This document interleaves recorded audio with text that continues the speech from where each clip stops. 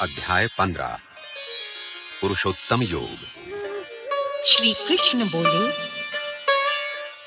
आदि पुरुष परमेश्वर रूप मूल वाले और ब्रह्मा रूप मुख्य शाखा वाले जिस संसार रूप पीपल के वृक्ष को अविनाशी कहते हैं तथा वेद जिसके पत्ते कहे गए हैं, उस संसार रूप वृक्ष को जो पुरुष मूल सहित तत्व से जानता है, वो वेद के तात्पर्य को जानने वाला है।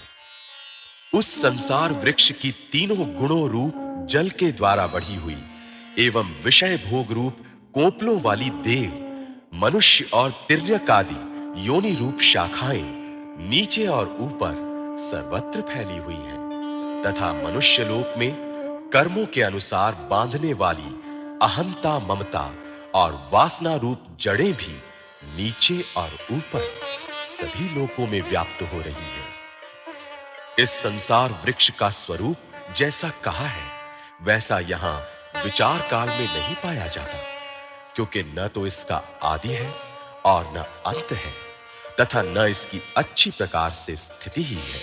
इसलिए इस अहंता, ममता और वासना रूप अति दृढ़ मूलों वाले संसार रूप पीपल के वृक्ष को दृढ़ वैराग्य रूप शस्त्र द्वारा काटकर उसके पश्चात उस परम पद रूप परमेश्वर को भली भांति खोजना चाहिए, जिसमें गए पुरुष फिर लौटकर संसार में नहीं आते और जिस परमेश्वर से इस पुरातन संसार वृक्ष की प्रवृत्ति विस्तार को प्राप्त हुई है, उसी आदि पुरुष नारायण के मैं शरण हूं। इस प्रकार दृढ़ निश्चय करके उस परमेश्वर का मनन और निधिध्यासन करना चाहिए, जिसका मान और मोह नष्ट हो गया है, जिन्होंने आसक्ति रूप दोष को जीत लिया है, जिनकी परमात्मा के स्वरूप में नित्य स्थिति है और जिनकी कामनाएं पूर्ण रूप से नष्ट हो गई हैं, वे सुख दुख नामक द्वंद्वों से विमुक्त ज्ञानी जन उस अविनाशी परम पद को प्राप्त होते हैं। जिस परम पद को प्राप्त होकर मनुष्य लौटकर संसार में नहीं आते,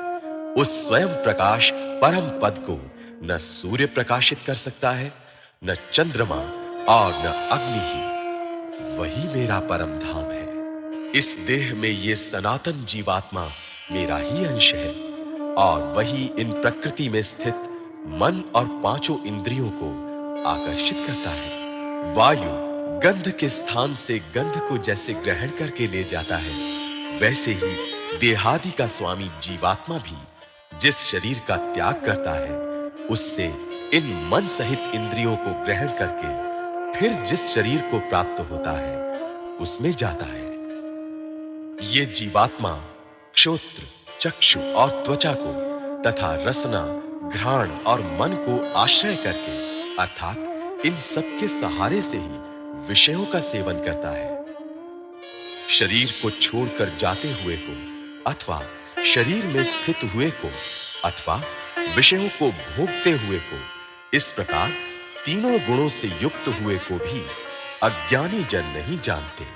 केवल ज्ञान रूप नेत्रों वाले विवेकशील ज्ञानी ही तत्व से जानते हैं। यत्न करने वाले योगी जन भी अपने हृदय में स्थित इस आत्मा को तत्व से जानते हैं, किंतु जिन्होंने अपने अंतःकरण को शुद्ध नहीं किया है, ऐसे अज्ञानी जन तो यत्न करते रहने पर भी इस आत्मा को नहीं जानते।